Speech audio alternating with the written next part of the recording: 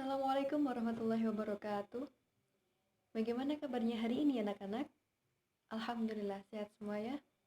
Pada pertemuan kali ini kita akan membahas mengenai sistem gerak pada makhluk hidup. Ada yang tahu kenapa kita bisa bergerak? Coba angkat tangannya. Ya, pintar sekali karena ada otot. Kemudian ada apa lagi? Ya, ada tulang. Nah, selain manusia, apa lagi yang bisa bergerak?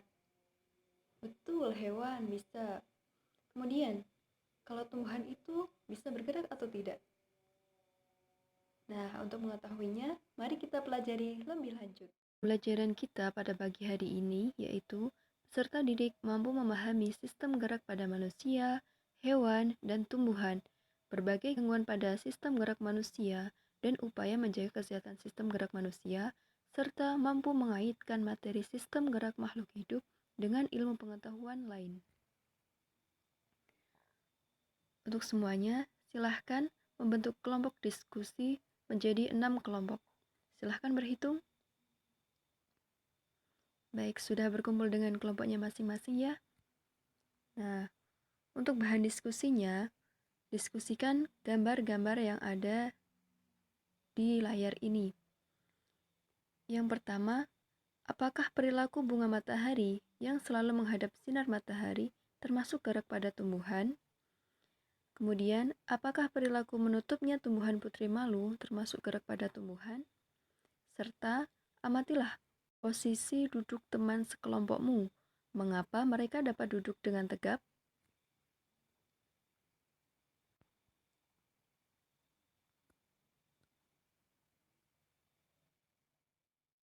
Terima kasih kepada semua kelompok yang telah berkenan mempresentasikan hasil diskusinya, serta semua kelompok yang telah berkenan menanggapi hasil diskusi dari teman-teman yang lain. Nah, selanjutnya di sini Ibu akan mengevaluasi hasil diskusi dari kalian semua. Untuk sistem gerak pada makhluk hidup itu ada 3. Sistem gerak pada manusia, sistem gerak pada hewan, dan sistem gerak pada tumbuhan. Untuk sistem gerak pada manusia, itu terdiri dari rangka, sendi, dan otot. Yang pertama, rangka tubuh. Rangka berfungsi sebagai alat gerak pasif, memberikan bentuk tubuh, melindungi organ tubuh, tempat melekat otot, dan tempat pembentukan sel darah merah. Rangka tersusun atas tulang-tulang, di mana tulang-tulang ini mengandung protein dan garam-garam mineral seperti kalsium fosfat 58,3%, kalsium karbonat 1,0%, magnesium fosfat 2,1%, kalsium fluorida 1,9%, dan protein 30,6%. Tulang mengandung kurang lebih 50% air dan 15% sumsum merah dan kuning.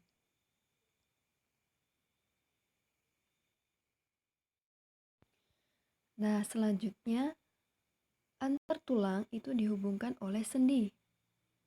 Sendi dibagi menjadi beberapa jenis. Yang pertama ada sendi peluru, gerakannya ke segala arah. Yang kedua ada sendi engsel, gerakannya satu arah ke depan atau ke belakang. Yang ketiga ada sendi putar, gerakannya berputar pada porosnya. Yang keempat ada sendi pelana, gerakannya kedua arah, ke depan dan ke belakang. Yang kelima ada sendi geser, gerakannya menggeser di atas tulang yang lain. Nah, selanjutnya ada otot. Otot dibedakan menjadi 3. Yang pertama ada otot lurik. Otot ini tampak bergaris-garis melintang dan memiliki inti yang menyebar. Otot rangka atau otot lurik ini bekerja secara sadar, cenderung cepat berkontraksi dan cepat lelah. Yang kedua ada otot polos. Otot ini berbentuk gelendong dan memiliki satu inti di tengah. Untuk cara kerjanya itu tidak sadar, tapi berkontraksi dan berelaksasi secara lambat. Yang ketiga ada otot jantung. Otot jantung ini memiliki garis-garis seperti otot rangka atau otot lurik tadi, dan cara kerjanya ini mirip otot polos karena tergolong tidak sadar. Selanjutnya ada gangguan dan kelainan sistem gerak pada manusia. Yang pertama ada riketsia. Riketsia ini terjadi karena kekurangan vitamin D yang membantu penyerapan kalsium dan fosfor. Riketsia ini terjadi pada anak-anak. Yang kedua ada osteoporosis. Osteoporosis ini disebabkan karena kekurangan kalsium. Umumnya osteoporosis ini terjadi pada orang yang dewasa atau orang tua.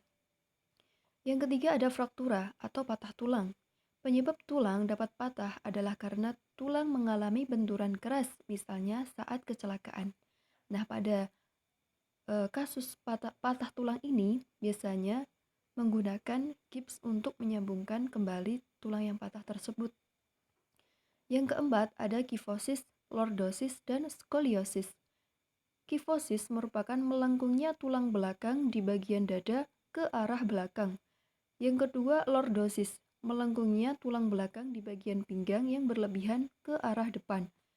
Yang ketiga ada skoliosis, skoliosis ini melengkungnya tulang belakang ke arah samping.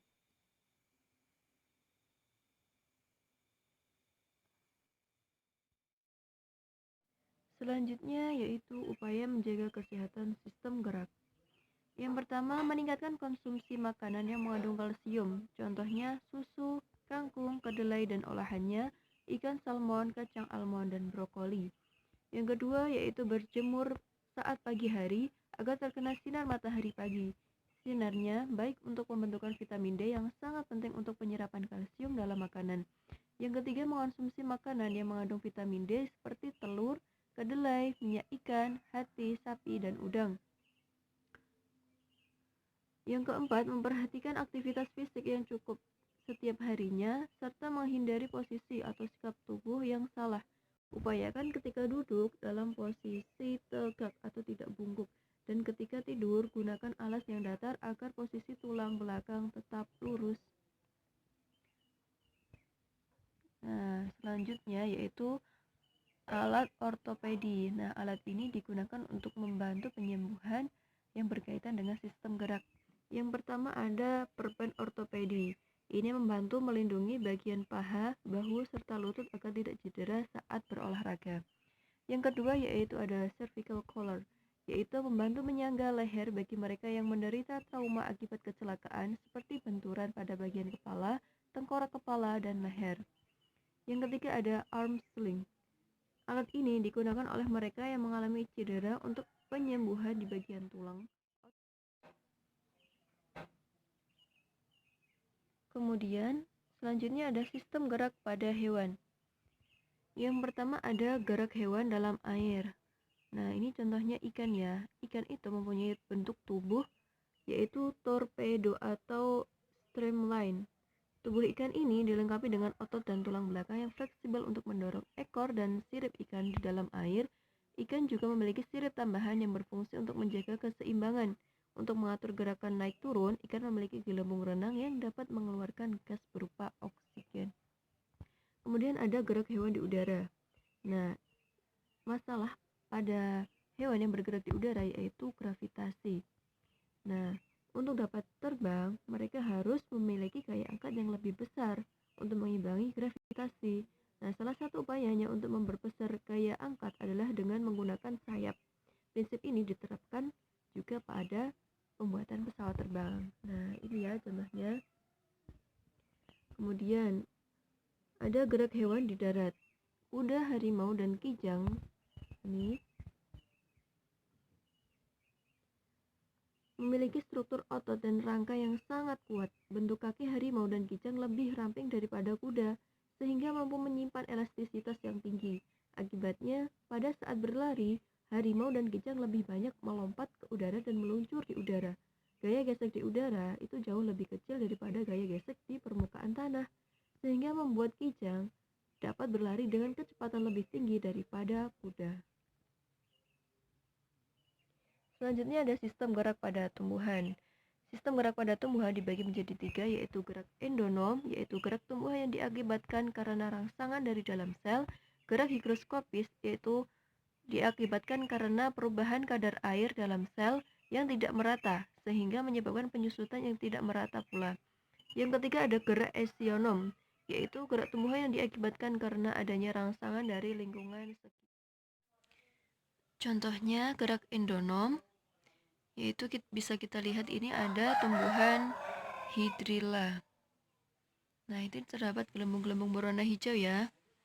Kalau kita amati tumbuh hidrilla itu, kita dapat melihat struktur seperti dinding tembok yang berisi butiran bulat berwarna hijau. Butiran bulat tersebut merupakan sel daun yang berisi sitoplasma. Nah, sitoplasma tersebut berisi zat hijau daun atau kloroplas. Jika diperhatikan, kloroplas tersebut bergerak, berkeliling atau berotasi di dalam sel. Pergerakan tersebut sebenarnya akibat aliran sitoplasma dalam sel. Nah, kemudian ada gerak higroskopis. Ini terdapat pada buah polong-polongan ya. Ini dia memecah biji polongnya karena perubahan kadar air di dalam buah polong-polongan tersebut. Kemudian ada gerak eksionom. Gerak eksionom ini terdiri dari gerak tropisme, taksis, dan nasti. Gerak tropisme, yang pertama ada fototropisme, merupakan gerak tanaman karena pengaruh rangsangan cahaya. Yang kedua ada geotropisme, dipengaruhi oleh pusat bumi atau gravitasi. Yang ketiga yaitu hidrotropisme, yang merupakan gerak tanaman karena pengaruh sumber air. Yang keempat ada tikmotropisme, yang merupakan gerak tanaman karena pengaruh rangsangan sentuhan. Yang kelima yaitu kemotropisme, merupakan gerak tanaman karena pengaruh adanya zat kimia. Nah, selanjutnya ada gerak taksis.